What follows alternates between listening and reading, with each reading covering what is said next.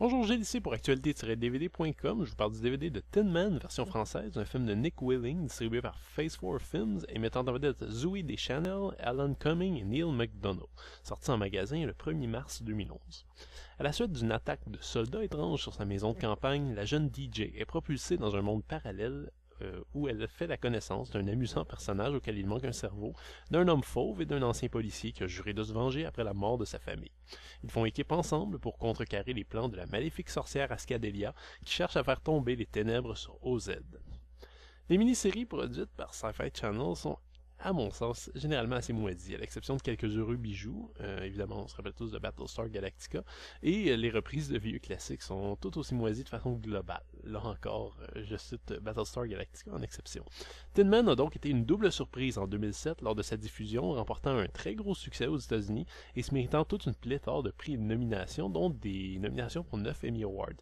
Pourtant, le projet était loin d'être gagné d'avance. Pour ceux qui s'en doutent encore, Tin Man est une relecture moderne du Magicien d'Oz de L. Frank Baum, un récit pour enfants qui avait déjà eu une adaptation au cinéma assez mémorable, merci, grâce à la mise en scène de Victor Fleming en 1939, et une suite moins connue mais tout à fait valable, parue en 1985, dans laquelle la jeune Dorothy était prise pour une folle et retournait dans un Oz pour le moins différent.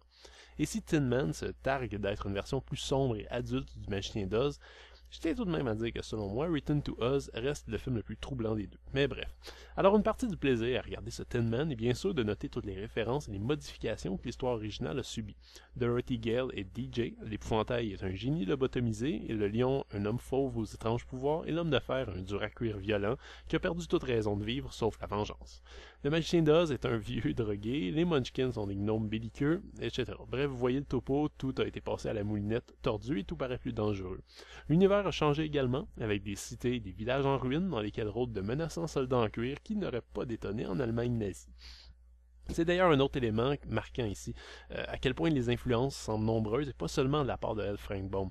La première partie cumule tellement de références et de clins d'œil alternant entre films de guerre classiques, films noirs des années 40 et western, que le résultat prend des airs parfaitement hétéroclites.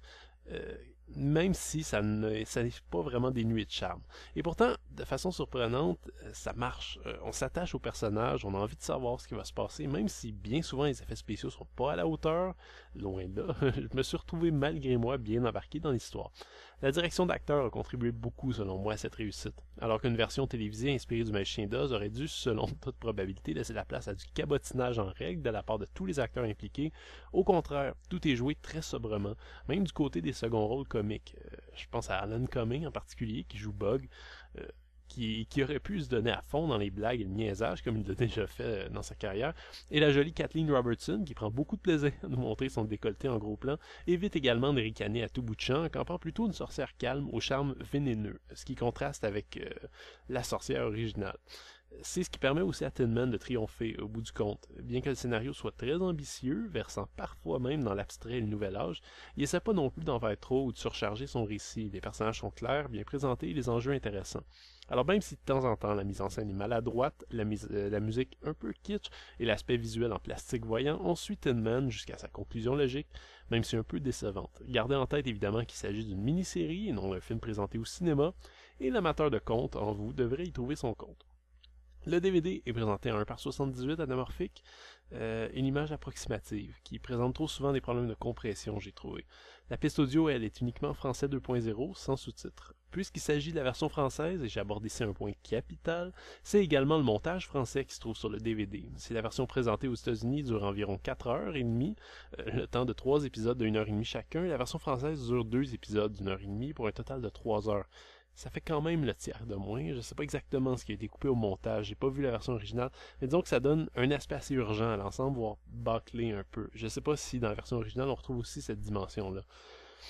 Tin Man est en conclusion assez réussi quand même, pour une mini-série de ce genre. Les personnages sont amusants, le récit est assez intriguant derrière ses nombreux emprunts, et j'ai beaucoup aimé l'ambiance éthérée, très onirique que la dernière partie arrive à diffuser, contrastant un peu avec le début un peu chaotique et dérivé. Si vous êtes un francophile pur et dur, ce DVD est pour vous. Cependant, si vous êtes intéressé par le film et que le voir en anglais vous dérange pas, je vous conseillerais plutôt sa version longue qui dure quand même 1h30 de plus. C'était Gilles, merci, bon visionnement.